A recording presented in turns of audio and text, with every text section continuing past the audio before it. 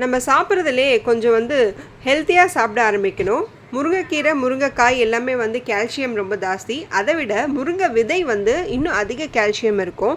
So இன்றைக்கி நம்ம முருங்கை விதை வச்சு சூப்பராக ஒரு பொடி செய்ய போகிறோம், இட்லி பொடி. விதை இது எல்லா நாட்டு மருந்து கடையிலையும் கிடைக்கும். இந்த முருங்கை விதை ஒரு கப் எடுத்துக்கலாம். அதை க்ளீன் பண்ணி எடுத்துக்கோங்க. டஸ்ட்டு கொஞ்சம் இருக்கும். டஸ்ட்டெல்லாம் க்ளீன் பண்ணி அந்த தோலெல்லாம் எடுத்துட்டு அந்த ஒரு கப்பை இதை கடாயில் போட்டு வறுத்து எடுத்துக்கலாம். லைட்டாக வறுத்தா போதும். சிம்லேயே வச்சு காஞ்ச மிளகாய் 4 சேர்த்துருக்கேன். அதையும் வறுத்து எடுத்துட்டு கொஞ்சம் வறுத்த உடனே ஒரு 5லேருந்து 6 பல் பூண்டு சேர்த்துருவோம். அது ரெண்டுத்தையும் வறுத்து எடுத்த உடனே 1 கப் முருங்கை விதைக்கு 1/2 கப் கடலைப்பருப்பு அதை நல்லா வறுத்துட்டு அது கூடவே உளுந்தையும் கூட சேர்த்து வறுத்துடலாம். அதுவும் ஒரு 1/2 கப் போட்டு ரெண்டையும் நல்லா வறுத்து எடுத்தோடனே நம்ம வெள்ளை எள்ளு அதை சேர்க்குறோம். வெள்ளை எள்ளையும் சேர்த்து நல்லா வறுத்து எடுத்துலாம். நல்லா பொரிஞ்சு வரணும்.